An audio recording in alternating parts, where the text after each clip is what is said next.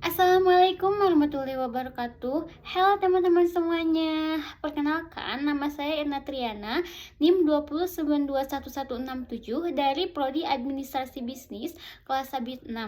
Di sini saya akan memaparkan materi mengenai strategi bisnis internasional, yang mana ini merupakan salah satu tugas dari mata kuliah Bisnis Internasional dengan dosen pengampu Bapak Yoki Oktoria Sukardi Eskom MAB.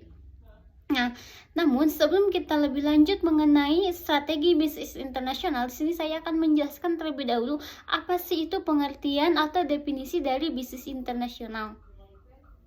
Pengertian bisnis internasional.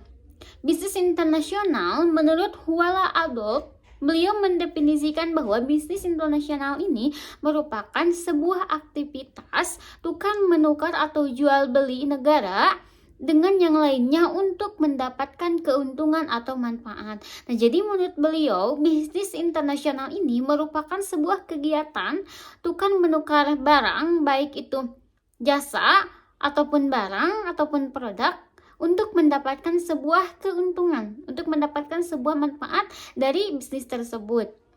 Nah, ada juga menurut Lestari dan juga Setiawan, beliau mendefinisikan bahwa perdagangan internasional merupakan aktivitas perdagangan yang dilakukan oleh penduduk dalam suatu negara dengan negara lainnya sesuai dengan kesepakatan bersama. Nah, jadi menurut Lestari dan juga Setiawan bahwa perdagangan internasional ini merupakan sebuah aktivitas yang dilakukan oleh negara yang satu dengan negara yang lainnya, yang mana sebelumnya itu diadakan kesepakatan terlebih dahulu. Misalnya negara Arab bekerja dengan negara Indonesia, negara Jepang dengan negara Belanda, kayak gitu.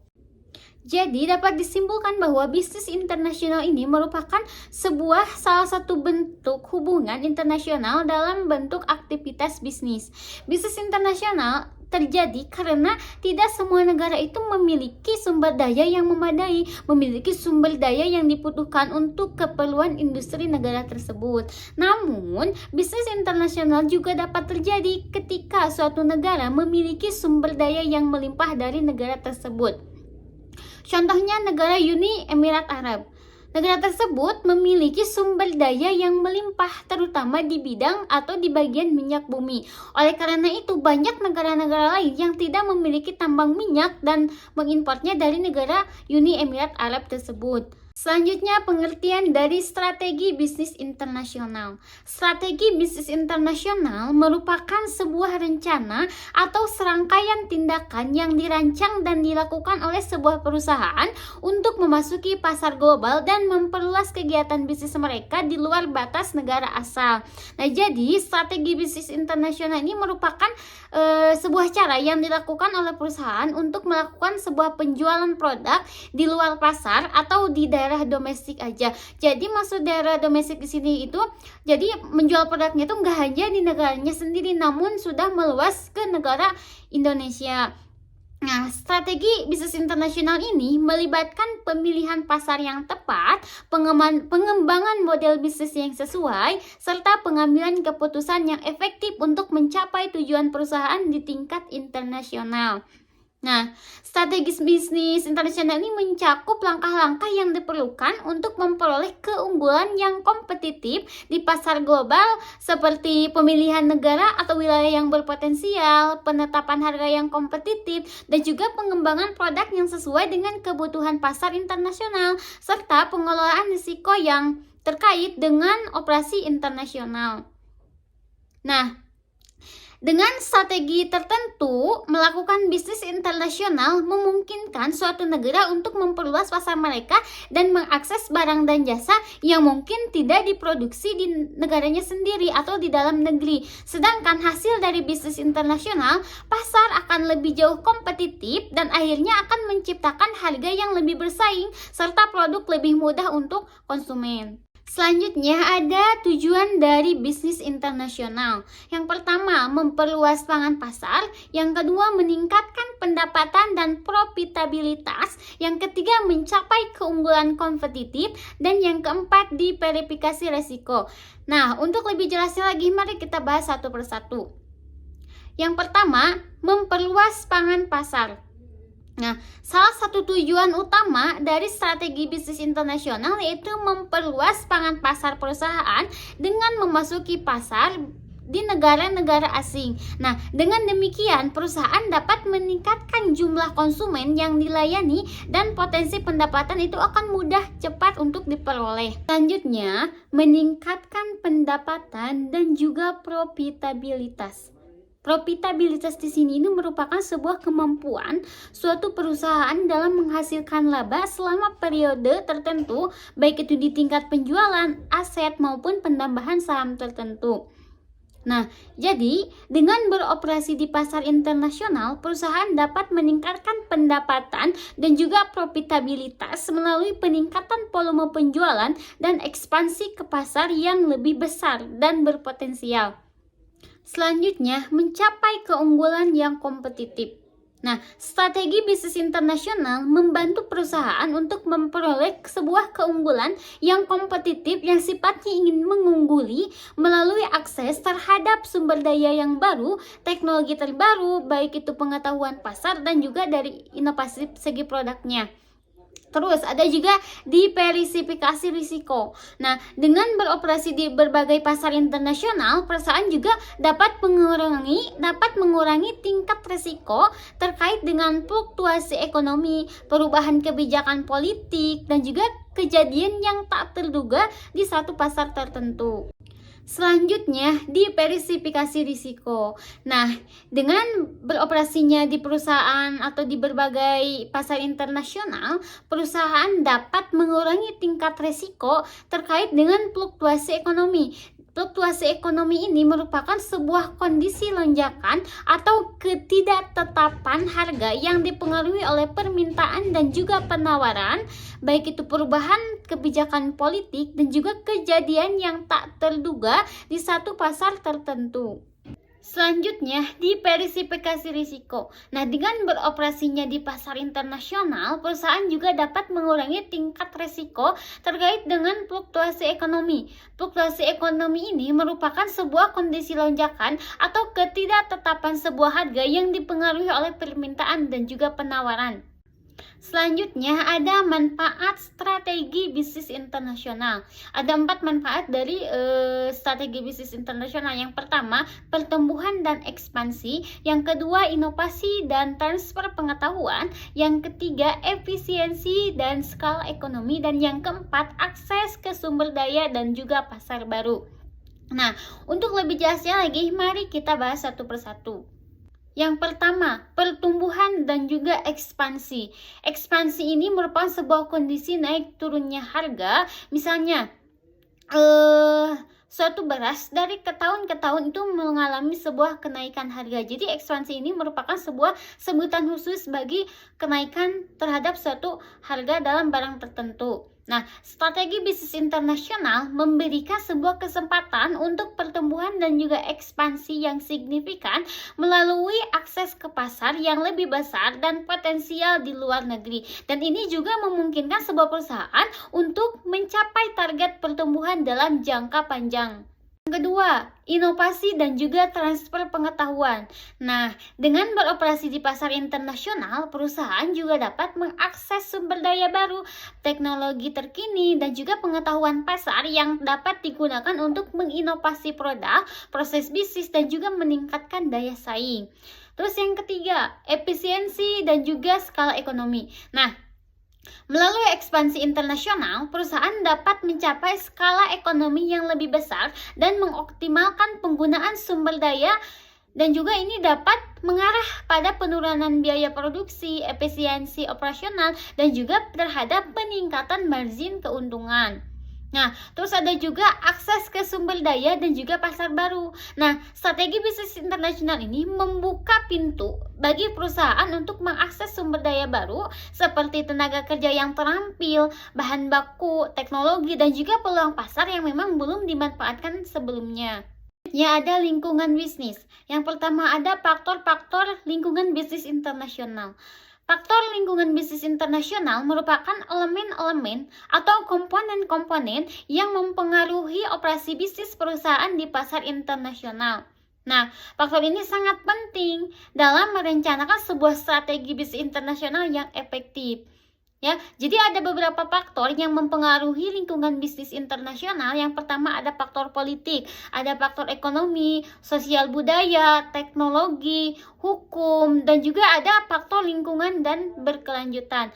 Nah, untuk lebih jelas, mari kita bahas satu persatu. Yang pertama, ada faktor politik. Faktor politik ini mencakup kebijakan pemerintah, stabilitas politik, hukum, peraturan, dan juga hubungan diplomatik antara negara-negaranya. Yang mana ada beberapa hal yang memang harus kita perhatikan. Yang pertama ada kebijakan perdagangan internasional, yang mana memuat mengenai tarif, kuota, dan juga regulasi perdagangan yang diterapkan oleh negara tujuan. Terus ada juga kebijakan investasi. Nah, kebijakan pemerintah terkait investasi asing, perlindungan hak kekayaan intelektual, dan juga aturan kepemilikan perusahaan oleh entitas asing. Nah, ada juga stabilitas politik. Nah, di mana kondisi politik suatu negara, potensi konflik atau kerusuhan, dan perubahan pemerintah yang dapat mempengaruhi operasional perusahaan. Terus ada juga peraturan lingkungan, karena kan memang setiap daerah itu memiliki peraturan yang berbeda-beda. Tentunya setiap negara juga memiliki sebuah aturan yang berbeda. Nah, di mana peraturan yang terkait lingkungan seperti perlindungan alam, emisi karbon, dan juga pengelolaan limbah yang berbeda di setiap negaranya. Yang kedua ada faktor ekonomi, yang mana faktor ekonomi ini mencakup sebuah kondisi ekonomi, indikator makroekonomi, dan juga variabel-variabel ekonomi yang mempengaruhi kegiatan bisnis internasional. Ada beberapa yang harus kita perhatikan. Yang pertama pertumbuhan ekonomi, potensi pasar, tingkat PDB, dan juga indikator pertumbuhan ekonomi lainnya itu di negara tujuannya merupakan faktor ekonomi dari segi pertumbuhan ekonomi. Terus yang kedua ada tingkat suku bunga dan juga inflasi. Nah, suku bunga dan juga tingkat inflasi yang tinggi atau tidak stabil dapat mempengaruhi biaya modal dan juga keuntungan perusahaan. Terus juga ada kurs mata uang. Nah, fluktuasi mata uang dapat berdampak pada biaya kegiatan impor maupun ekspor, keuntungan, dan juga tingkat resiko valuta asing. Selanjutnya ada faktor sosial dan budaya. Faktor sosial dan budaya itu mencakup sebuah kebiasaan, norma, nilai-nilai, dan juga aturan preferensi konsumen di pasar internasional. Ada juga beberapa hal yang memang harus kita perhatikan. Yang pertama perbedaan dari segi budaya, yang mana memuat mengenai nilai-nilai, norma, aturan, dan kebiasaan budaya yang berbeda juga dapat mempengaruhi penerimaan produk atau layanan perusahaan di pasar internasional. Terus yang kedua, perbedaan bahasa. Karena kan setiap negara itu pasti memiliki sebuah bahasa yang berbeda-beda. Nah, bahasa yang berbeda itu juga dapat mempengaruhi tingkat komunikasi dengan konsumen, baik itu pemasaran dan juga dari segi dukungan pelanggan.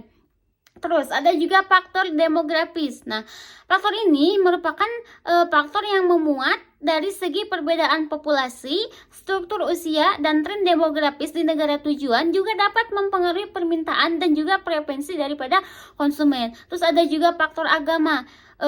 Karena kan setiap manusia tentunya itu memiliki sebuah kepercayaan, memiliki sebuah keyakinan yang berbeda. Yang tentunya dari faktor agama ini memuat tentang keyakinan agama, etika bisnis, dan praktik etis bisnis yang berbeda dapat mempengaruhi strategi pemasaran dan juga kebijakan perusahaan. Yang mana dalam suatu kerjasama atau kegiatan bisnis, hal yang paling utama adalah etika dalam sebuah bisnis yang kita sedang lakukan. Selanjutnya ada faktor teknologi. Faktor teknologi ini mencakup perkembangan teknologi, inovasi, dan aksesibilitas teknologi di pasar internasional. Yang mana seperti yang kita ketahui bahwa setiap zaman itu tentunya teknologi semakin berkembang. Yang dulunya masih manual, sekarang tuh serba mesin, serba teknologinya itu canggih. Nah, yang mana pada faktor ini ada beberapa hal yang memang harus kita perhatikan. Yang pertama ada kemajuan teknologi. Nah, perkembangan teknologi dan inovasi di pasar internasional dapat mempengaruhi tingkat persaingan, efisiensi, dan juga model bisnis perusahaan. Nah, karena kan zaman sekarang tuh apa-apa tuh serba mesin. Apa-apa tuh sekarang sudah menggunakan alat yang canggih. Contohnya dari segi pertanian. Kan dulu tuh memang ketika membajak sawah itu secara manual menggunakan cangkul. Sekarang mah sudah ada yang namanya traktor. Nah, itu merupakan yang bisa menghambat dari segi persaingan gitu, karena teknologi sudah semakin maju. Nah, terus tingkat efisiensinya juga semakin terperinci, semakin mudah gitu. Jadi waktunya tuh nggak terbuang sia-sia. Terus ada juga infrastruktur teknologi. Nah, ketersediaan infrastruktur telekomunikasi dan juga akses internet dan teknologi informasi yang andal di negara tujuan. Nah, terus ada juga perlindungan data, di mana peraturan perlindungan data dan privasi yang berbeda itu di setiap negara akan mempengaruhi tingkat pengelolaan data pelanggan dan juga kebijakan daripada privasi perusahaan. Selanjutnya ada faktor lingkungan dan juga keberlanjutan, di mana faktor ini mencakup dampak dari bisnis itu terhadap lingkungan dan tanggung jawab sosial perusahaan di pasar internasional. Jadi apa sih dampak positifnya, dampak negatifnya terhadap bisnis yang sedang kita jalankan di lingkungan. Nah, ada beberapa faktor yang mempengaruhinya. Itu yang pertama ada konservasi lingkungan. Nah, jadi kita itu harus sadar akan isu-isu lingkungan sepertinya perubahan iklim, pengelolaan limbah, dan juga tingkat efisiensi energi semakin penting. Nah, perusahaan juga harus memperhatikan kepatuhan terhadap peraturan lingkungan dan keberlanjutannya di negara tujuan. Terus yang kedua ada tanggung jawab sosial perusahaan. Nah, tentunya setiap perusahaan memang harus memiliki sebuah tanggung jawab sosial. Nah, misalnya tingkat limbah yang dihasilkan oleh perusahaan itu kan mengganggu setiap lingkungan sosial. Makanya perusahaan itu memang harus memperhatikan tanggung jawabnya. Nah, konsumen itu akan semakin peduli dengan etika bisnis, hak manusia, ketenaga kerjaan yang adil dan berkelanjutan. Perusahaan juga memang harus memperhatikan praktik langsung tentang tanggung jawab sosialnya. Untuk apa? Untuk membangun citra yang positif di pasar internasional. Jadi sebuah perusahaan itu harus bisa memperhatikan apa yang memang sudah menjadi tanggung jawabnya di sebuah perusahaan. Tentunya itu akan bermanfaat yang sangat baik ya. Khususnya itu kita akan memiliki citra yang baik, citra yang positif terhadap perusahaan kita sendiri. Terus ada juga peraturan keberlanjutan. Nah, adanya regulasi dan standar keberlanjutan yang berbeda di setiap negara, tentunya perusahaan juga harus mematuhi regulasi tersebut dan mengintegrasikannya tingkat praktik keberlanjutannya itu ke dalam sebuah operasi bisnis mereka di pasar internasional. Selanjutnya ada faktor hukum. Nah, faktor hukum itu mencakup mengenai peraturan, kebijakan dan sistem hukum yang berlaku di negara tujuan. Nah, jadi kita juga dalam melakukan sebuah bisnis internasional harus memperhatikan aspek dari segi hukumnya nih, kebijakannya itu seperti apa, aturan dalam hukum perdagangannya itu seperti apa. Nah, ada beberapa faktor yang memang harus kita perhatikan. Yang pertama ada hukum perdagangan internasional. Peraturan dan perjanjian perdagangan internasional seperti WTO atau World Trade Organization dapat mempengaruhi kegiatan ekspor dan juga impor dan kegiatan perdagangan internasional. Nah, jadi kita juga harus sebelum melakukan kegiatan usaha dengan negara lain atau kegiatan kerjasama bisnis dengan negara lain, kita juga harus memperhatikan nih aspek hukumnya, hukum perdagangan internasional itu seperti apa yang harus kita lakukan gitu. Terus ada juga perlindungan hak kekayaan intelektual, yang mana perusahaan harus memperhatikan perlindungan hak kekayaan intelektual mereka di negara tujuan dan memastikan bahwa mereka tuh patuh terhadap undang-undang hak kekayaan intelektual. Nah, jadi kan semua itu aturannya ada di undang-undang, makanya setiap negara yang bekerja sama itu harus bisa memperhatikan yang namanya undang-undang hak kekayaan intelektual.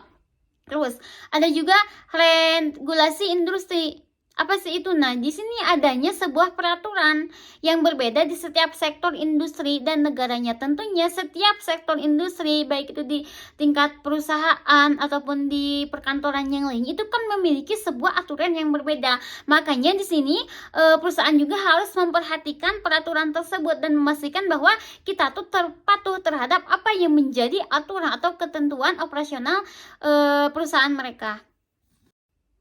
Nah, dengan kita memahami faktor-faktor lingkungan bisnis, ini dapat membantu sebuah perusahaan untuk mengidentifikasi tantangan dan peluang yang ada dalam pasar internasional. Nah, dengan pemahaman yang baik mengenai faktor-faktor yang sudah saya jelaskan tadi, bahwa perusahaan itu bisa mengembangkan nih strategi bisnis internasional yang sesuai dengan zamannya. Jadi, setelah kita memahami faktornya, maka perusahaan itu bisa memahami strategi apa sih yang baik, strategi yang bagus itu bagaimana gitu kan.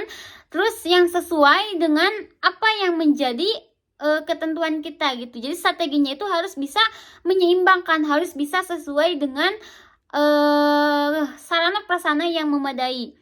Dan juga perusahaan itu bisa memitigasi resiko dan juga bisa mengoptimalkan peluang dalam mencapai tujuan bisnis di pasar global. Selanjutnya ada analisis SWOT atau Strengths, Weakness, Opportunities, dan juga Threat. Nah, analisis ini merupakan sebuah kerangka analisis yang digunakan untuk mengidentifikasi kekuatan, kelemahan, peluang, dan juga ancaman yang mempengaruhi sebuah organisasi atau proyek. Nah, analisis ini membantu sebuah perusahaan dalam memahami posisi relatif di pasar dan merumuskan strategi yang efektif itu seperti apa. Jadi, analisis ini membantu perusahaan merumuskan strategi yang baik terhadap perusahaannya itu. Nah, yang pertama ada strength atau kekuatan. Nah, kekuatan ini merupakan aspek positif internal dari sebuah perusahaan yang memberikan keunggulan yang kompetitif. Contohnya, keunggulan dari segi produk atau layanan yang inovatif dan berkualitas tinggi. Nah, terus ada juga merek yang kuat dan reputasi yang baik di pasar. Terus ada juga sumber daya manusia yang terampil dan berpengalaman. Ada infrastruktur yang canggih dan efisien. Ada juga keunggulan operasional seperti efisiensi produk atau rantai pasokan yang baik. Nah, itu merupakan salah satu bentuk contoh kekuatan dalam analisis SWOT atau yang pertama itu disebut dengan kekuatan atau strength-nya. Tentunya yang pertama kan tadi sudah ada contohnya, keunggulan produk atau layanan yang inovatif. Tentunya kita juga harus memiliki produk yang unggul dari yang lainnya. Kita harus bisa membuat pembeda antara produk kita dengan produk yang lain. Nah, terus ada juga weakness atau kelemahan. Nah, kelemahan adalah aspek negatif internal dari sebuah perusahaan yang menghambat kinerja atau daya saing. Nah, adapun contohnya keterbatasan sumber daya finansial atau teknologi, terus ada juga keterbatasan dalam keterampilan atau pengetahuan, terus ada juga proses bisnis yang kurang efisien atau terfragmentasi, adanya ketergantungan terhadap beberapa pelanggan atau pasokan tunggal, dan juga kurangnya kehadiran global atau kurangnya akses ke pasar internasional. Nah, beberapa contoh dari segi kelemahannya yang kita ambil, yang pertama itu ada contoh keterbatasan dalam keterampilan dan juga pengalaman. Nah, jadi kita itu nggak hanya harus bisa memiliki ilmunya, harus bisa memiliki segala sesuatu, harus disertai dengan ilmunya. Dan juga jangan sampai kita itu tergantung kepada beberapa pelanggan atau pemasok. Jadi kita itu nggak hanya stuck pada satu pelanggan aja gitu. Ketika pelanggan yang satu nggak ada, kita bisa mencari pelanggan yang lainnya. Nah, terus juga ada opportunities atau peluang. Nah, peluang adalah aspek positif eksternal yang dapat dimanfaatkan oleh perusahaan untuk pertumbuhan atau keuntungan. Contohnya, pertumbuhan pasar yang tinggi di pasar internasional atau negara pasar baru. Ada juga perubahan kebijakan pemerintah yang mendukung industri tertentu. Terus ada juga perkembangan teknologi baru yang dapat meningkatkan efisiensi operasional atau menciptakan produk atau layanan yang baru. Terus ada juga kemitraan atau kerjasama dengan perusahaan lain untuk memperluas jangkauan atau mencapai sinergi. Terus ada juga perubahan tren konsumen atau preferensi pasar yang dapat diantisipasi dan direspon dengan cepat. Nah, kita ambil salah satu contohnya yaitu perkembangan teknologi yang dapat meningkatkan efisiensi operasional atau menciptakan produk layanan yang baru. Nah, jadi kan kita tuh teknologi tuh semakin kesini semakin berkembang. Makanya kita tuh sebisa mungkin bisa melakukan sesuatu itu secara efisien. Nah, misalnya kita menggunakan atau mencetak sebuah produk itu menggunakan mesin, kan itu mengefisiensikan waktu, mengurangi waktu gitu. Jadi menghemat waktu. Jadi ketika kita beda dengan manual itu menghasilkan produk kita yang sedikit, juga menghambat waktunya lambat. Berbeda dengan kita serba teknologi, serba menggunakan mesin, itu akan mengurangi tingkat ketidakefisiensian dalam membuat sebuah produk. Nah, ada juga threats atau ancaman. Nah, ancaman ini adalah aspek negatif eksternal yang membuat perusahaan itu menghambat kinerja atau keberhasilan daripada perusahaan. Contoh ancamannya itu seperti apa? Yang pertama, persaingan yang kuat dari pesaing yang ada atau yang baru. Terus perubahan regulasi pemerintah yang mempengaruhi operasional perusahaan. Terus juga fluktuasi mata uang atau perubahan kondisi ekonomi yang tidak stabil. Ada juga ancaman teknologi yang dapat menggantikan produk atau layanan yang ada, serta perubahan tren konsumen atau preferensi yang dapat mengurangi permintaan pasar. Nah, jadi ancaman ini harus bisa kita antisipasi, harus bisa kita kontrol. Contohnya dari segi persaingan yang kuat dari pesaing yang ada ataupun yang baru.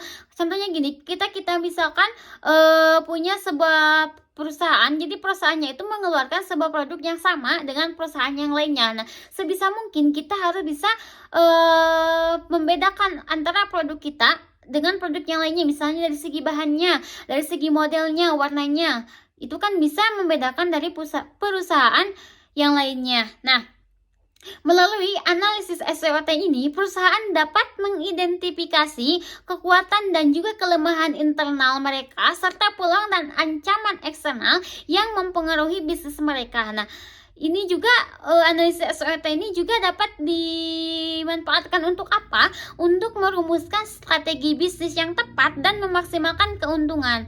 Nah, dalam hal ini, ketika kita melaksanakan analisis SWOT, kita juga harus bersifat objektif, harus bersifat jujur dalam mengidentifikasi faktor-faktor yang relevan, serta mempertimbangkan perspektif atau pendapat orang lain dan eksternal secara holistik. Selanjutnya, pemilihan pasar internasional. Ada yang disebut dengan evaluasi dan pemilihan pasar yang tepat. Nah, evaluasi dan pemilihan pasar yang tepat merupakan langkah yang paling penting dalam strategi bisnis internasional, yang mana di sini kita bisa melakukan sebuah evaluasi yang komprehensif yang membantu perusahaan dalam memahami tingkat potensi pasar, risiko, dan persyaratan untuk memasuki pasar tertentu. Lalu bagaimana caranya kita bisa menentukan pasar yang tepat? Yang pertama, kita harus melakukan sebuah analisis potensi pasar yang mana memuat pertumbuhan pasar. Nah, pertimbangkan pertumbuhan ekonomi, pertumbuhan industri, dan juga tingkat permintaan produk atau layanan di pasar yang dipertimbangkan. Yang pertama, kita itu harus melakukan analisa potensi pasar, yang mana yang pertama itu potensi atau pertumbuhan pasar. Terus yang kedua, ukuran pasar, yang mana yang harus diperhatikan yaitu tinjau ukuran pasarnya seperti apa, jumlah penduduknya berapa, dan tingkat potensi jumlah pelanggan yang ada di pasar tersebut itu bagaimana. Tentunya kita harus memperhatikan kebutuhan pelanggan, keinginan, harganya bagaimana, dan juga target pasarnya seperti apa. Nah, terus ada juga tren pasar. Nah, kita juga harus menganalisis, harus mengamati tren konsumen, mengamati perkembangan teknologi dan perubahan dalam preferensi pelanggan untuk memahami kebutuhan pasar saat ini dan masa depan. Tentunya dalam memahami tren konsumen, kita juga harus memahami perkembangan zaman, harus memahami perkembangan teknologi, karena kan berbeda zaman, berbeda juga kebutuhan tingkat konsumen. Terus juga ada persaingan. Nah, di dalam analisis persaingan termasuk pesaing utama, pangan pasar mereka, dan kekuatan yang relatif. Nah, kitanya tentu juga harus memperhatikan yang namanya persaingan, karena kan di pasar internasional itu banyak sekali orang-orang yang sudah berkompeten dalam hal bisnis. Selanjutnya, untuk menentukan pasar yang tepat, kita harus melakukan analisis risiko. Nah, di mana ada 3 bagian. Yang pertama harus berikan itu risiko politik dan hukum, risiko ekonomi dan keuangan, dan yang ketiga risiko budaya dan juga bahasa. Terus yang pertama ada risiko politik dan hukum. Nah, kita harus memperhatikan tinjau stabilitas politik, peraturan perdagangan, kebijakan pemerintah, dan risiko politik yang dapat mempengaruhi proses operasi bisnis perusahaan di pasar tersebut. Ya, jadi kita harus juga memperhatikan risiko dari segi operasinya, baik itu memperhatikan di bidang politik, hukum, dan juga yang lainnya. Terus ada juga risiko ekonomi dan keuangan. Nah, evaluasi kondisi ekonomi, fluktuasi mata uang, risiko inflasi, dan ketidakstabilan ekonomi itu dapat mempengaruhi kinerja bisnis perusahaan. Nah, terus juga ada risiko budaya dan bahasa. Nah, sebelum itu kita harus mempertimbangkan perbedaan budaya. harus bisa mempertimbangkan kebiasaan lokal, bahasa, dan komunikasi yang itu dapat mempengaruhi pemasaran dan interaksi dengan pelanggan lokal. Nah, jadi karena kan setiap negara itu beda bahasa dan juga beda adat istiadat atau kebiasaannya. Makanya kita itu dalam berbisnis harus memperhatikan risiko budaya, harus memperhatikan dampak positif dan negatifnya, harus bisa dapat mengantisipasi, dapat mengontrol tingkat perbedaan dari segi budaya dan bahasa. Selanjutnya ada persyaratan dan kebijakan. Tentunya yang harus diperhatikan yang pertama itu peraturan dan kebijakan perdagangan. Jadi perdagangan di luar negeri itu seperti apa? Bisnis internasional itu seperti apa? Nah, yang pertama harus perhatikan itu tinjau kebijakan perdagangan internasional mengenai sebuah tarif, kuota, dan juga hambatan perdagangan lainnya yang dapat mempengaruhi akses pasar dan biaya perdagangan. Terus ada juga kebijakan investasi asing. Nah, jadi ketika kita investasi di negara lain itu kebijakannya seperti apa, aturannya seperti apa. Nah, jadi kita bisa melakukan evaluasi aturan dan regulasi yang mengatur investasi asing. Nah, kepemilikan perusahaan oleh entitas asing dan perlindungan hak kekayaan intelektual di pasar tersebut. Nah, ada juga infrastruktur dan logistik. Nah, kita harus meninjau ketersediaan infrastruktur baik itu transportasi, jaringan logistik, dan fasilitas yang mendukung dalam kegiatan distribusi operasional perusahaan di pasar tersebut. Selanjutnya ada analisis biaya dan keuntungan. Yang tentunya dalam ini yang harus diperhatikan ada dua. Yang pertama, biaya operasional, dan yang kedua ada peluang keuntungan. Yang pertama ada biaya operasional. Nah, tentunya dalam ini yang harus diperhatikan itu evaluasi biaya produksi. Baik itu biaya tenaga kerja, biaya logistik, pengiriman, dan faktor-faktor yang lain yang mempengaruhi biaya operasional perusahaan di pasar. Nah, terus ada juga peluang keuntungannya. Nah, kita juga harus bisa meninjau potensi peningkatan penjualan, baik itu dari segi pertumbuhan pendapatan, keuntungan margin yang dapat, itu akan mudah untuk dicapai dengan memasuki pasar internasional. Nah, setelah kita melakukan sebuah evaluasi terhadap pemilihan pasar dengan melakukan beberapa analisa, kita harus juga melakukan sebuah pemilihan pasar yang tepat berdasarkan analisis yang saya sudah sebutkan tadi. Adapun faktor yang harus kita pertimbangkan dalam memilih pasar yang tepat, yang pertama yaitu kesesuaian dengan strategi bisnis. Nah, jadi kita harus memilih pasar yang sesuai dengan visi dan juga misi serta tujuan perusahaan dan juga pertumbuhan industri. Terus yang kedua ada potensi pertumbuhan. Jadi kita harus memilih pasar dengan potensi pertumbuhan yang tinggi, baik dari segi mendukung dalam nilai-nilai sebuah perusahaan. Terus ada juga sumber daya dan kemampuan. Nah, kita juga harus mempertimbangkan ketersediaan sumber daya, kemampuan operasional, dan juga kemampuan perusahaan untuk beradaptasi dengan persyaratan pasar yang sudah ditentukan. Terus ada juga risiko dan pengelolaan risiko. Nah, di sini kita juga harus bisa mempertimbangkan tingkat risiko terkait dengan pasar yang sudah kita jalani. Pastikan perusahaan kita itu memiliki strategi pengelolaan risiko yang efektif. Sepertinya perusahaan juga harus bisa harus memiliki strategi atau cara dalam pengelolaan risiko yang sedang dihadapi, baik itu yang akan datang ataupun yang sedang dialami. Nah, pemilihan pasar yang tepat memungkinkan perusahaan itu memfokuskan pada sumber daya. Untuk apa? Untuk mencapai sebuah keberhasilan di pasar internasional. Nah, kita juga penting untuk melakukan sebuah evaluasi yang komprehensif berdasarkan data yang akurat untuk membuat keputusan yang tepat dan mengurangi tingkat risiko dalam memasuki pasar baru. Selanjutnya ada strategi penetapan harga yang sesuai di pasar internasional. Nah, strategi penetapan harga yang sesuai di pasar internasional ini merupakan langkah yang paling penting dalam strategi bisnis internasional. Pemilihan strategi penetapan harga yang tepat itu memungkinkan perusahaan dapat memaksimalkan pendapatan, memenangkan pangan pasar, dan tetap bersaing di pasar global. Nah, ada beberapa strategi dalam penetapan harga yang sesuai dengan pasar internasional. Yang pertama ada penetrasi pasar. Strategi penetapan harga penetrasi pasar itu melibatkan ketika kita dalam menetapkan sebuah harga produk atau layanan dengan harga pasar yang rendah di pasar internasional. Nah, tujuan utamanya yaitu untuk memperoleh pangan pasar yang besar dengan menarik perhatian pelanggan yang baru. Keuntungannya itu untuk membangun kesadaran merek menghadapi persaingan dan juga menciptakan permintaan yang tinggi di pasar yang baru. Namun dalam hal ini kita juga harus memperhatikan strategi yang mungkin mengakibatkan margin keuntungan yang lebih rendah daripada awalnya. Tentunya dalam penetrasi pasar ini kita juga harus bisa memperhatikan strategi apa yang bisa menyeimbangkan untuk mengantisipasi pendapatan yang lebih rendah di waktu sebelumnya. Selanjutnya ada harga premium. Nah, dalam strategi penetapan harga premium melibatkan dalam ketika kita menetapkan sebuah harga produk atau layanan dengan harga yang tinggi di pasar internasional. Nah, jadi pendekatan harga ini digunakan ketika sebuah perusahaan memiliki keunggulan yang kompetitif, kualitas yang tinggi atau kualitas yang unggul, dan diferensiasi yang signifikan dibandingkan dengan pesaing yang lainnya. Nah, strategi ini juga bertujuan untuk menciptakan persepsi nilai tinggi di antara pelanggan dan memaksimalkan margin keuntungan. Nah, jadi kita juga harus memastikan bahwa kualitas dan nilai produk itu sesuai dengan harga yang kita kenakan.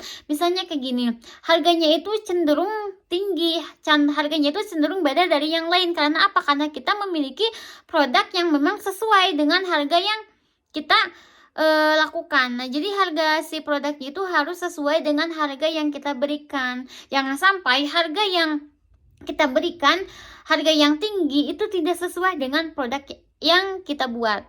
Selanjutnya ada harga diferensial. Nah, strategi penetapan harga diferensial ini melibatkan ketika kita menetapkan sebuah harga yang berbeda untuk produk atau layanan yang sama di pasar internasional. Nah, jadi pendekatan strategi ini mempertimbangkan tingkat perbedaan dalam keadaan ekonomi, keadaan preferensi konsumen, dan daya beli di berbagai pasar. Nah, strategi ini harus disesuaikan dengan karakteristik pasar, seperti tingkat persaingannya seperti apa, harga produknya, dan juga sejenis apa itu produknya, dan permintaan lokal. Dan ini juga memungkinkan sebuah perusahaan untuk mengoptimalkan tingkat pendapatan dan margin keuntungan dengan mempertimbangkan faktor-faktor pasar yang berbeda.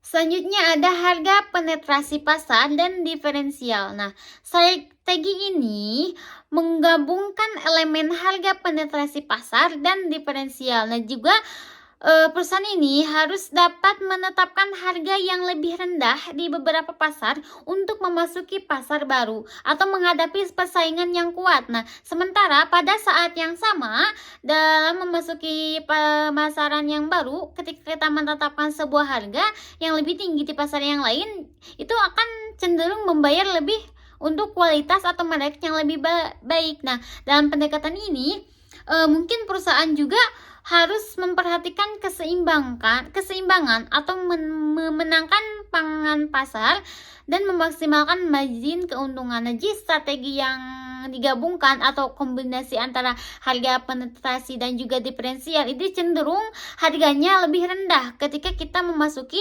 sebuah pasar yang baru. Untuk apa? Untuk memperkuat kualitas atau merek mereka. Selanjutnya ada harga berdasarkan biaya. Nah, strategi penetapan harga berdasarkan biaya ini melibatkan ketika kita menetapkan sebuah harga berdasarkan biaya produksi, biaya operasional, dan juga margin keuntungan yang diinginkan. Dan ini tentunya memiliki sebuah pemahaman yang lebih mendalam tentang biaya dan struktur biaya perusahaan.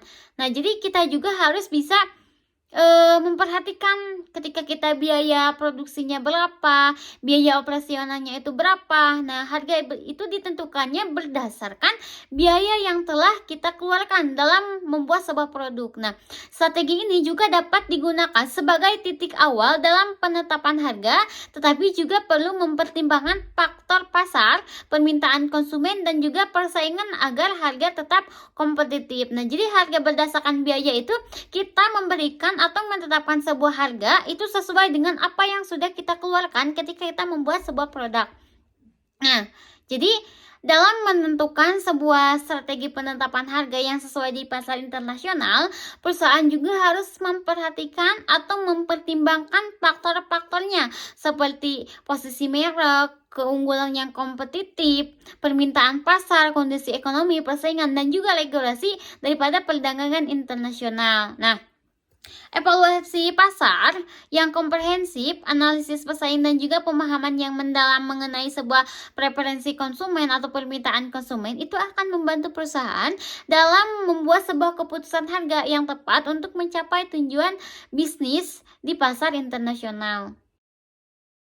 Selanjutnya, dalam strategi pemilihan pasar internasional ada membangun citra merek global. Nah, dalam membangun citra merek global adalah proses yang melibatkan pengembangan, pengelolaan, dan memperkuat persepsi yang diinginkan tentang merek perusahaan di pasar internasional. Nah, citra merek global yang kuat dapat memberikan keunggulan kompetitif, meningkatkan kesadaran akan merek, dan juga mempengaruhi preferensi konsumen di berbagai negara. Nah, ada beberapa cara yang dapat membangun citra merek yang positif, citra merek global yang baik, yang efektif itu seperti apa? Yang pertama, konsistensi akan sebuah merek. Nah, penting untuk kita dalam menentukan sebuah merek itu harus konsisten. Ini mencakup sebuah konsistensi dalam elemen-elemen mereka seperti logo, slogan, warna, dan pemesanan merek. Nah, tentunya ketika kita membuat sebuah merek itu harus konsistensi dari awal sampai akhir. Jangan sampai ketika kita membuat sebuah merek itu diganti-ganti gitu. Jadi orang itu nggak akan percaya bahwa itu merupakan sebuah produk kita. Selanjutnya ada penyesuaian budaya. Memahami budaya lokal dan melakukan penyesuaian merek yang sesuai itu merupakan kunci dalam membangun citra merek global yang kuat. Nah, menyesuaikan pesan, bahasa, simbol, dan ikonografi merek dengan preferensi budaya lokal dapat membantu merek itu terasa lebih relevan dan menarik bagi konsumen di pasar internasional. Nah, ada juga pengalaman merek konsisten.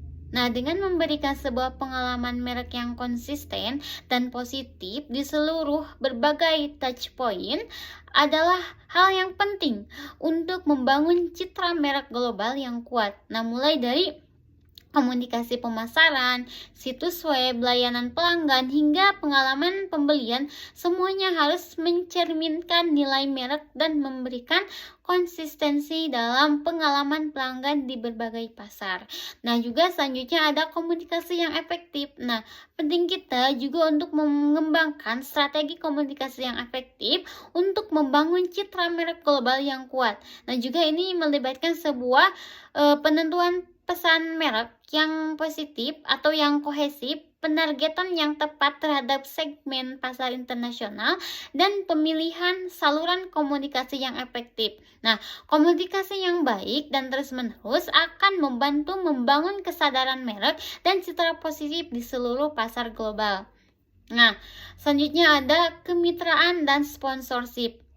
Nah, membangun kemitraan dan sponsorship yang strategis dengan entitas lokal atau peristiwa itu terkait dapat membantu memperkuat citra merek global. Nah, dengan melalui kemitraan merek atau organisasi lokal yang dihormati, perusahaan juga dapat membangun kredibilitas dan kepercayaan konsumen terhadap merek mereka. Nah, juga ada keberlanjutan dan juga tanggung jawab sosial. Nah, memperhatikan keberlanjutan dan juga tanggung jawab sosial itu merupakan aspek penting dalam membangun citra sebuah merek global yang kuat. Nah, membuat sebuah komitmen terhadap praktik bisnis yang berkelanjutan dan juga tanggung jawab sosial perusahaan dapat meningkatkan persepsi merek dan menginspirasi konsumen internasional untuk memilih merek yang peduli terhadap isu-isu lingkungan dan juga sosial. Nah, terus juga harus bisa membangun sebuah kepercayaan.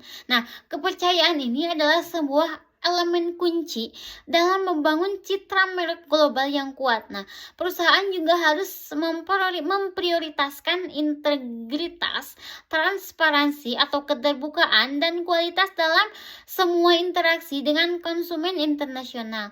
Nah, dengan membangun sebuah kepercayaan, merek itu dapat menciptakan loyalitas pelanggan yang kuat dan memperluas pangan pasar mereka.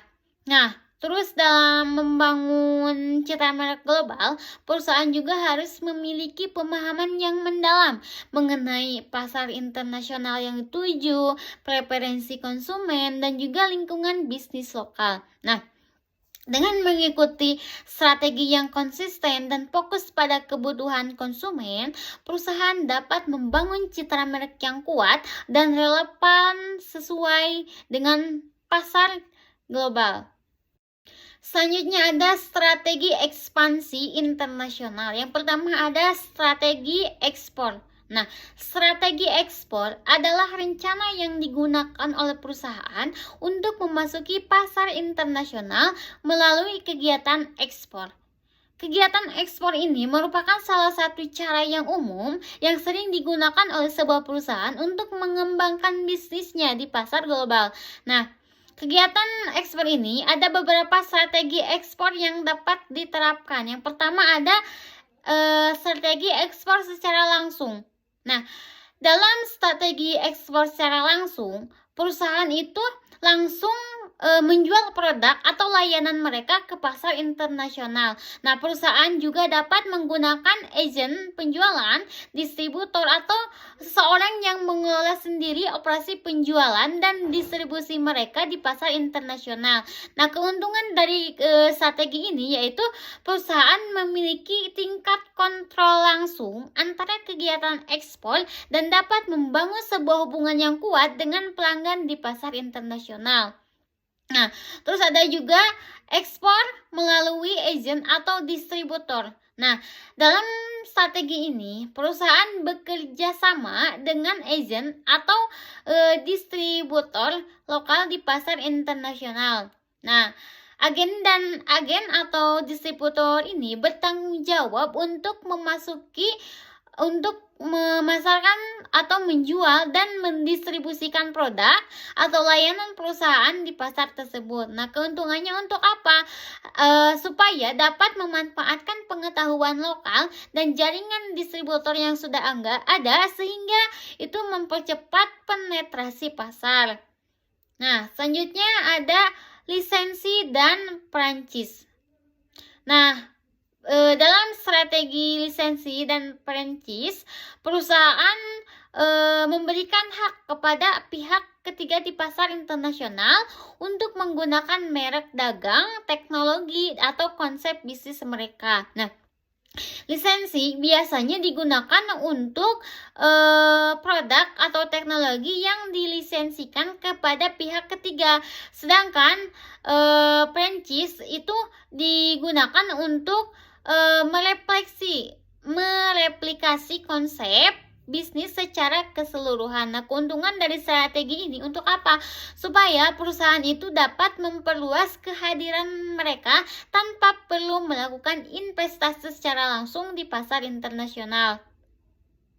Nah, terus ada joint venture. Nah, strategi joint venture itu perusahaan membentuk sebuah kemitraan dengan perusahaan lokal di pasar internasional. Nah, kemitraan ini melibatkan pembagian risiko, sumber daya, dan juga pengetahuan antara kedua belah pihak. Nah, strategi joint venture ini memungkinkan perusahaan untuk memanfaatkan pengetahuan lokal, sumber daya, dan keahlian bersama untuk berhasil di pasar internasional. Nah, terus ada juga penjualan online. Nah, strategi penjualan online memanfaatkan platform digital dan e-commerce untuk memasarkan dan menjual produk atau layanan di pasar internasional. Nah, ini dapat juga dilakukan melalui situs web perusahaan sendiri, platform e-commerce atau pasar online lokal. Nah, keuntungan dari strategi ini yaitu bahwa kita itu mampu mencapai pasar internasional dengan biaya yang lebih rendah dan fleksibel dalam penyesuaian strategi pemasaran dan juga harga.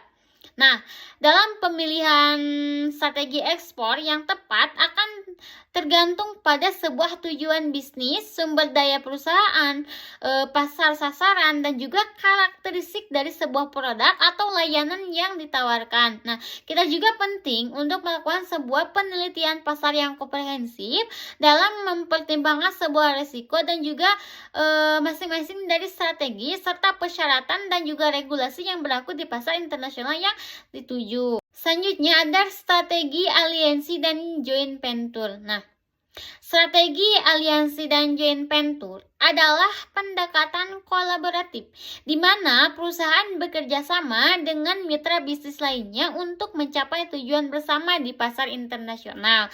Nah, melalui aliansi dan joint venture ini, perusahaan dapat memanfaatkan pengetahuan, sumber daya, dan juga keahlian bersama untuk memperluas kehadiran mereka di pasar global. Nah, ada juga penjelasannya mengenai strategi aliansi dan juga joint venture. Nah, yang pertama, ada aliansi strategis. Nah, aliansi strategis ini adalah sebuah bentuk kerjasama di antara perusahaan-perusahaan yang melengkapi dalam rangka mencapai tujuan bersama di pasar internasional.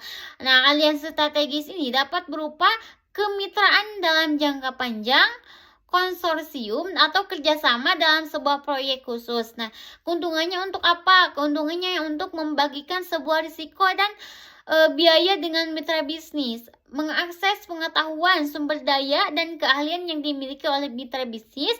Terus bisa juga memperluas jangkauan geografis atau segmen pasar tertentu melalui jaringan mitra bisnis, serta meningkatkan kemampuan inovasi dan pengembangan produk melalui kolaborasi. Nah, ada juga joint venture. Nah, joint venture ini adalah sebuah bentuk kerjasama di mana dua perusahaan atau lebih itu membentuk sebuah entitas baru yang terpisah secara hukum untuk menjalankan bisnis bersama di pasar internasional. Nah, keuntungannya untuk apa? Yang pertama, membagikan risiko dan keuntungan dengan mitra bisnis. Yang kedua, memanfaatkan pengetahuan lokal, sumber daya, dan jaringan mitra bisnis di pasar internasional.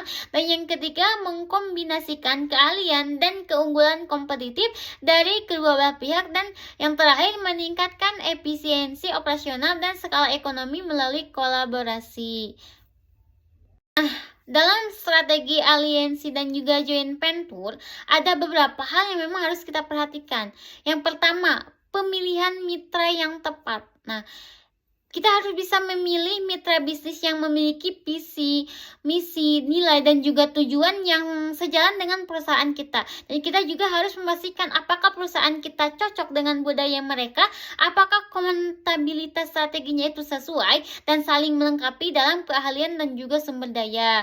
Nah, kedua, harus penyusunannya itu sesuai dengan perjanjian dan kerjasama yang jelas. Nah, kita juga harus bisa membuat sebuah perjanjian yang mencakup tujuan, tanggung jawab, pembagian kepemilikan, pengelolaan, dan hak serta kewajiban masing-masing dari kedua belah pihak. Nah, kita juga harus bisa memastikan bahwa perjanjian tersebut itu harus melindungi kepentingan perusahaan dan menjaga keseimbangan keuntungan dan risiko antara kedua belah pihak. Terus selanjutnya ada komunikasi dan juga koordinasi yang efektif. Nah, kita juga penting untuk menjaga komunikasi kita secara terbuka, secara jelas, dan berkelanjutan dengan mitra bisnis. Nah, sebisa mungkin kita bisa berkoordinasi dalam kegiatan secara efektif, dan kita juga harus memastikan saling pengertian dalam menjalankan bisnis bersama. Nah, terus juga ada manajemen konflik. Nah, perbedaan pendapat atau konflik dapat muncul dalam aliansi atau joint venture. Nah, kita juga penting untuk memiliki sebuah mekanisme penyelesaian konfliknya seperti apa. Jangan sampai ketika kita jadi konflik itu kita terjadi sebuah perselisihan untuk ketika kita menjalankan sebuah bisnisnya. Nah, terus yang kelima ada evaluasi dan juga pemantauan. Nah, kita juga harus melakukan sebuah evaluasi secara teratur terhadap kinerja aliansi atau joint venture. Nah, kita juga harus memantau tingkat perkembangannya, keberhasilannya, dan juga tantangan yang dihadapi, serta kita juga harus melakukan penyesuaian strategi jika kita memerlukannya. Nah, strategi aliansi dan juga joint venture itu memberikan keuntungan yang signifikan dalam memperluas kehadiran dan pertumbuhan di pasar internasional.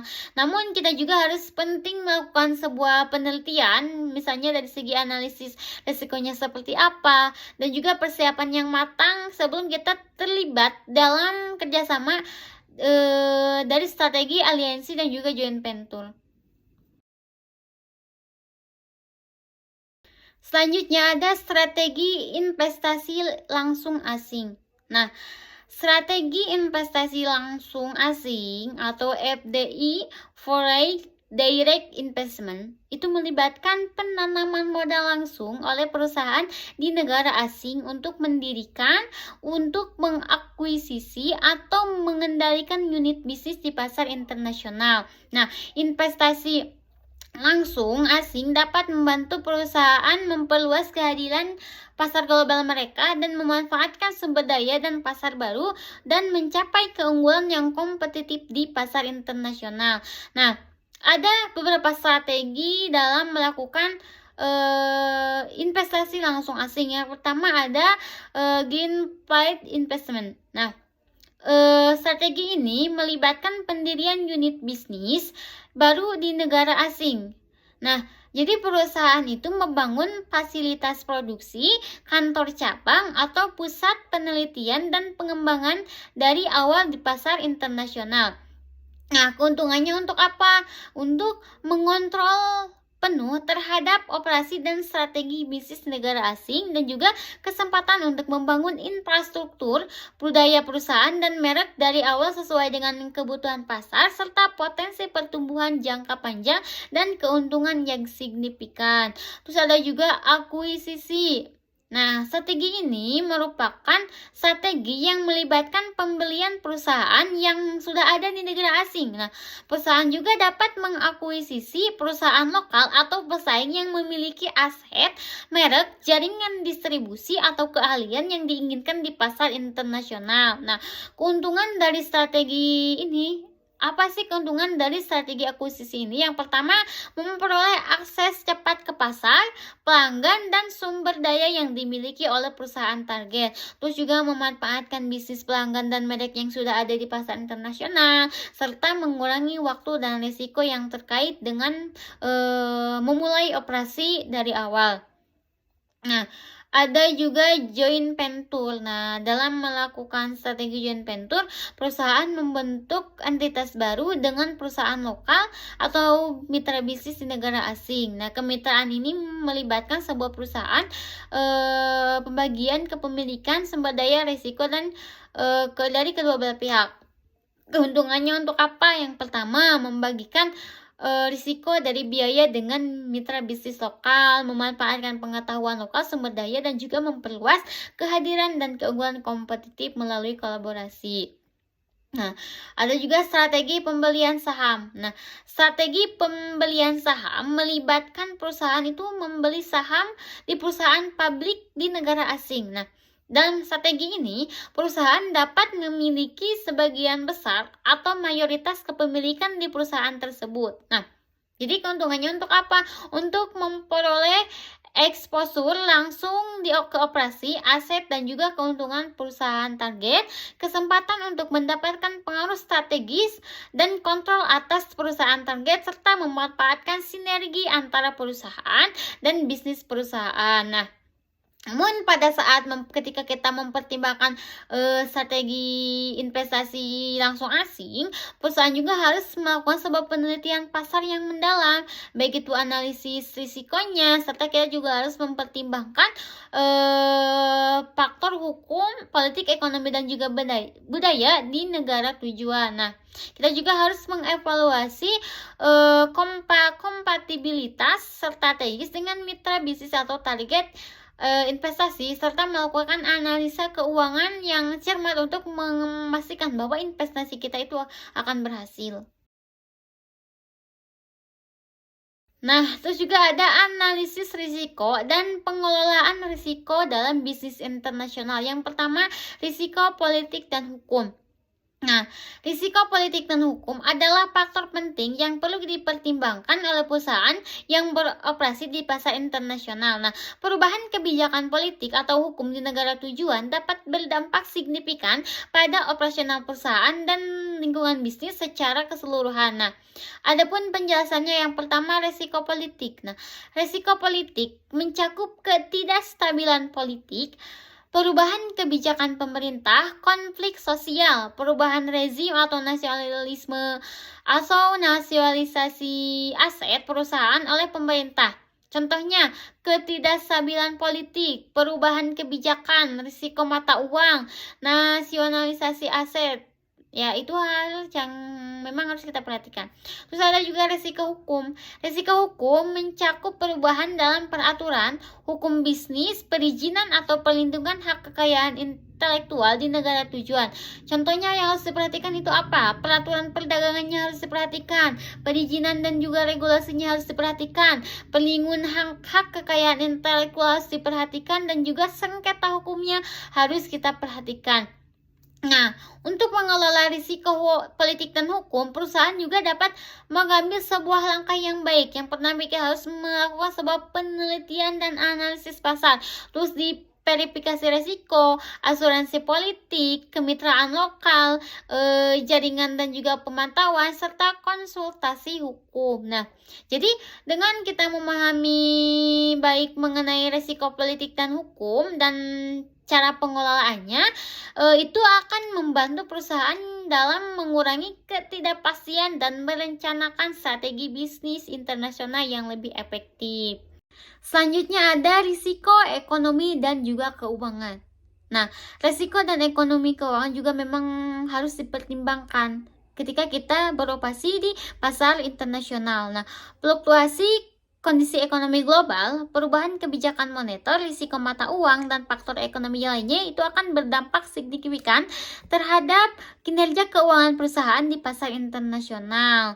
Nah, adapun penjelasan mengenai cakupan daripada risiko dan juga ekonomi keuangan. Yang pertama, fluktuasi mata uang. Nah, fluktuasi nilai tukar mata uang dapat berdampak pada pendapatan, biaya, dan juga keuntungan perusahaan. Perubahan nilai tukar dapat mempengaruhi daya saing harga produk, margin keuntungan, dan biaya impor atau ekspor. Nah, risiko mata uang dapat dikelola melalui instrumen lindung nilai seperti apa? Seperti kontrak berjangka, opsi mata uang, atau lindung nilai alamiah melalui diversifikasi geografis atau penyesuaian harga lokal. Terus juga ada ketidakstabilan ekonomi. Nah, ketidakstabilan ekonomi juga dapat mempengaruhi kinerja bisnis perusahaan di pasar internasional. Nah, krisis ekonomi, resesi, inflasi, atau penurunan kemitraan atau penurunan permintaan konsumen dapat mengurangi pertumbuhan penjualan, dapat mengurangi daya beli konsumen, atau mengganggu operasional perusahaan. Nah, juga perusahaan harus memantau kondisi ekonomi global dan melakukan perencanaan yang hati-hati ketika kita melakukan sebuah perencanaan untuk mengantisipasi tingkat risiko ekonomi dalam mengambil langkah yang sesuai. Nah, terus ada juga perubahan kebijakan moneter dan fiskal. Nah, perubahan dalam kebijakan moneter atau fiskal di negara tujuan dapat berdampak pada biaya pinjaman, tingkat suku bunga, inflasi, atau kebijakan pajak. Nah, hal ini juga dapat mempengaruhi kondisi keuangan perusahaan, investasi, dan kebutuhan bisnis jangka panjang. Perusahaan juga harus memang memahami dan juga memantau kebijakan ekonomi dan fiskal di negara tujuan serta memperhitungkan dampaknya dalam perencanaan bisnis mereka. Nah, terus ada juga risiko likuiditas. Nah, risiko likuiditas melibatkan ketidakmampuan perusahaan untuk memenuhi kewajiban keuangan atau mendapatkan akses terhadap dana yang diperlukan. Faktor-faktor itu seperti pembayaran terlambat dari pelanggan, fluktuasi arus kas, ketergantungan pada pembiayaan eksternal, atau situasi keuangan yang buruk dapat meningkatkan risiko likuiditas. Nah, perusahaan juga memang harus menjaga manajemen keuangan yang baik, harus bisa mengontrol, mengatur, memantau aliran kas dengan cermat, dan juga memiliki strategi pembiayaan yang berkelanjutan. Nah, terus juga ada risiko kredit. Nah, risiko kredit terkait dengan sebuah kemampuan mitra bisnis, pemasok atau pelanggan untuk memenuhi kewajiban keuangan mereka. Ketidakmampuan untuk memperoleh pembayaran yang tertunda atau gagal dalam pembayaran utang dapat mempengaruhi arus kas perusahaan dan ketidakstabilan keuangan. Nah, di sini perusahaan juga harus melakukan analisis kredit yang baik terhadap mitra bisnis dan memiliki kebijakan penagihan yang efektif. Nah, ada juga ketidakpastian regulasi dan kebijakan. Nah, perubahan regulasi, kebijakan pajak, atau hukum perdagangan dapat mempengaruhi operasional dan biaya perusahaan di pasar internasional. Nah, tentunya perusahaan juga harus memahami peraturan dan kebijakan yang berlaku di negara tujuan serta memantau perubahan yang mungkin terjadi. Nah, keterlibatan dalam advokasi kebijakan dan juga pemantauan kebijakan publik juga penting untuk kita mengurangi tingkat risiko dan mempengaruhi kebijakan yang menguntungkan. Nah, dengan kita memantau kondisi ekonomi global, pengelolaan risiko mata uang diverifikasi geografis dan manajemen keuangan yang berhati-hati itu akan membantu perusahaan dalam mengatasi risiko ekonomi dan keuangan di pasar internasional.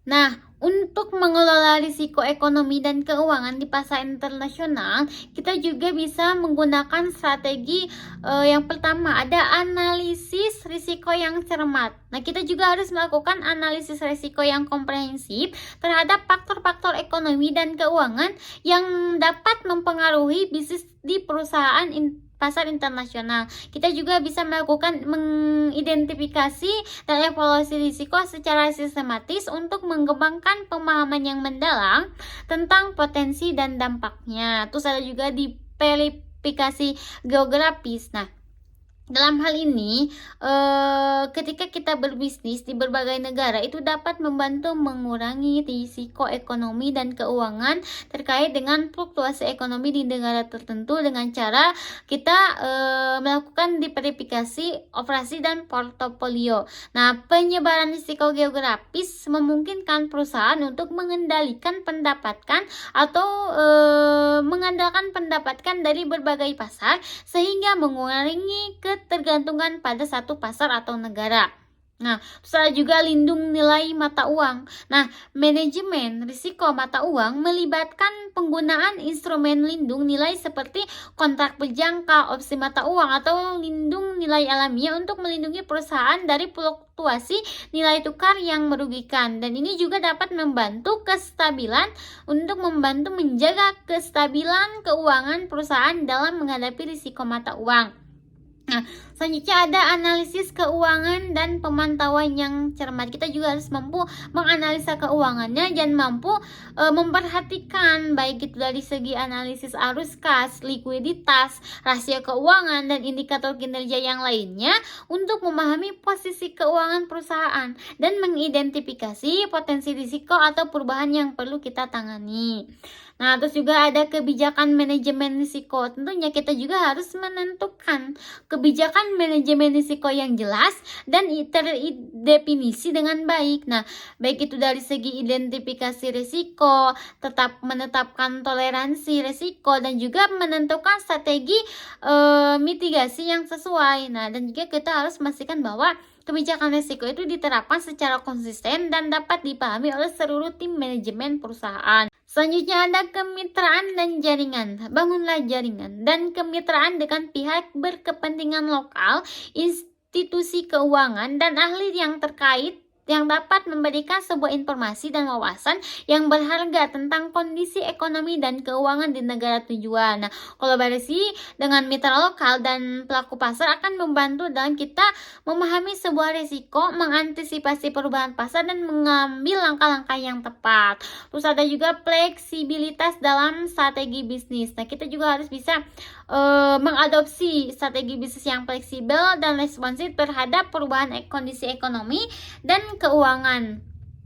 Perusahaan juga harus siap untuk apa? Untuk melakukan penyesuaian strategis di verifikasi produk atau penyesuaian harga guna mengatasi perubahan yang terjadi di pasar dan mengurangi risiko yang sering muncul. Nah, juga ada manajemen likuiditas dan pengelolaan utang. Nah, kita juga penting untuk menjaga manajemen likuiditas yang sehat dan memiliki strategi pengelolaan utang yang tepat, dan kita juga harus memastikan bahwa perusahaan itu memiliki cukup likuiditas untuk menghadapi ketidakpastian ekonomi dan mengelola utang dengan kebijaksanaan untuk mengurangi risiko keuangan. Nah, terus ada juga konsultasi ahli. Nah, konsultasi dengan ahli keuangan, analisis risiko atau konsultan bisnis yang memang memiliki pengetahuan dan berpengalaman dalam mengelola tingkat risiko ekonomi dan keuangan di pasar internasional, kita juga akan mendapatkan sebuah saran, wawasan dari pihak yang berkompeten untuk membantu perusahaan dalam mengambil sebuah keputusan yang tepat dalam mengelola tingkat risiko. Nah, pengelolaan risiko ekonomi dan keuangan itu akan membutuhkan pendekatan yang terstruktur dan proaktif. Nah, perusahaan juga harus selalu memantau kondisi pasar, harus bisa beradaptasi dengan perubahan, dan memiliki rencana kontingensi untuk mengatasi risiko yang muncul. Nah, dengan manajemen risiko yang baik, maka perusahaan akan dapat mengurangi dampak negatif dari risiko dan juga meningkatkan keberhasilan operasi di pasar internasional. Baik, selanjutnya ada contoh studi kasusnya mengenai strategi bisnis internasional. Saya mengambil dari PT Indofood dalam memasuki pasar internasional. Nah, yang pertama ada profil perusahaan Indofood, yang mana Indofood ini merupakan salah satu perusahaan makanan dan minuman yang paling terdepan di Indonesia yang didirikan pada tahun 1990. Nah, perusahaan ini juga merupakan bagian dari grup Salim, yang mana ini merupakan salah satu kelompok bisnis terbesar di Indonesia.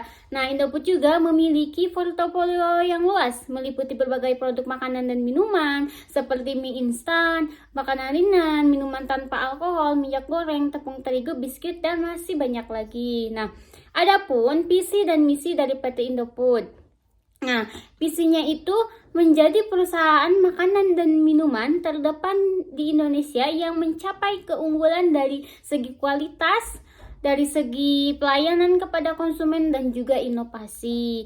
Nah, terus juga ada misinya. Misinya itu memberikan makanan dan minuman berkualitas tinggi yang bervariasi untuk memenuhi kebutuhan konsumen serta menciptakan nilai tambah bagi para pemangku kepentingan. Nah, ada juga struktur organisasinya, yang mana Indofood ini memiliki struktur organisasi yang terdiri dari direksi dan juga dewan komisaris yang bertanggung jawab atas pengambilan keputusan yang strategis dan pengawasan perusahaan.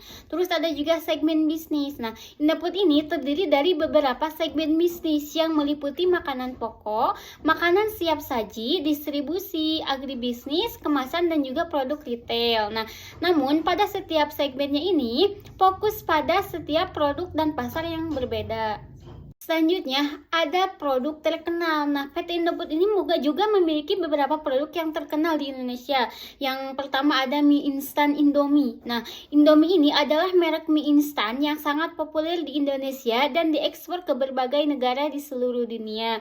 Terus ada juga Citato, merek makanan ringan berupa keripik kentang yang dikenal dengan rasa dan teksturnya yang nikmat. Terus ada juga teh botol sosro. Nah, yang ini merupakan sebuah minuman teh siap saji atau minum dalam kemasan botol yang sangat populer di Indonesia. Terus ada juga Bimoli, merupakan merek minyak goreng yang terkenal dan banyak digunakan di Indonesia.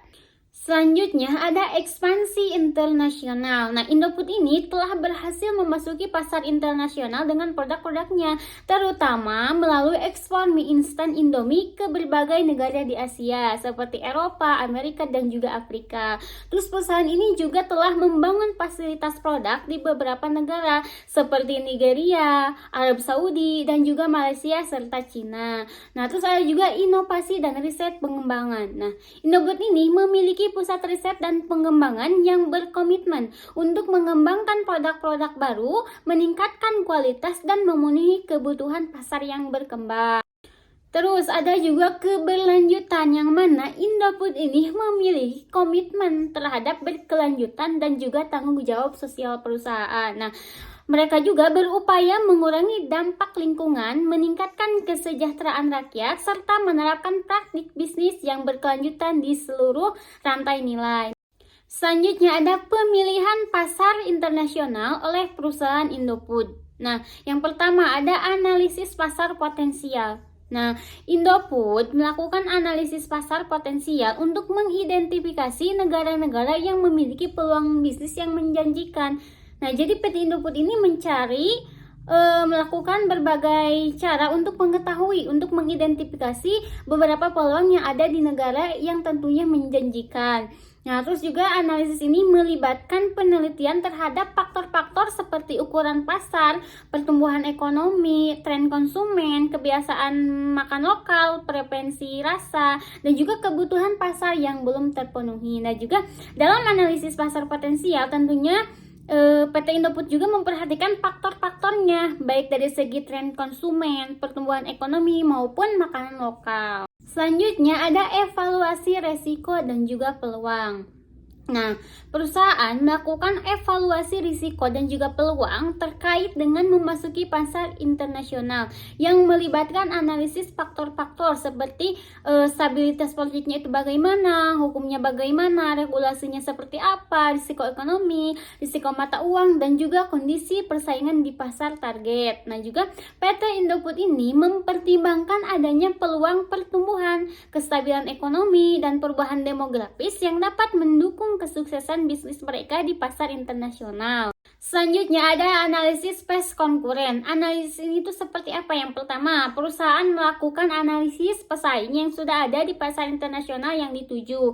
Nah, analisis ini membantu PT Indofood dalam memahami strategi pesaing, kekuatannya itu seperti apa dan apa kelemahannya, serta mencari celah pasar yang belum terpenuhi. Terus dengan pemahaman yang baik tentang pesaing, Indofood juga dapat mengembangkan strategi diferensiasi yang tepat untuk memasuki pasar tersebut. Nah, terus ada juga infrastruktur dan juga distribusi. Indofood ini mempertimbangkan infrastruktur dan saluran yang ada di pasar internasional. Dan juga perusahaan ini mencari mitra distribusi yang handal dan memiliki jaringan yang luas di negara target. Dan juga Indofood ini mempertimbangkan aspek logistik seperti transportasi, penyimpanannya, dan juga manajemen rantai pasok. Selanjutnya ada strategi ekspansi internasional perusahaan Indofood. Yang pertama, ekspor produk. Nah, salah satu strategi yang digunakan oleh Indofood ini adalah ekspor produk-produk mereka ke pasar internasional.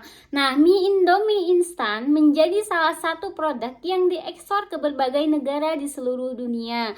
Indofood juga melakukan penyesuaian rasa, kemasan, dan juga branding sesuai dengan preferensi konsumen di pasar internasional.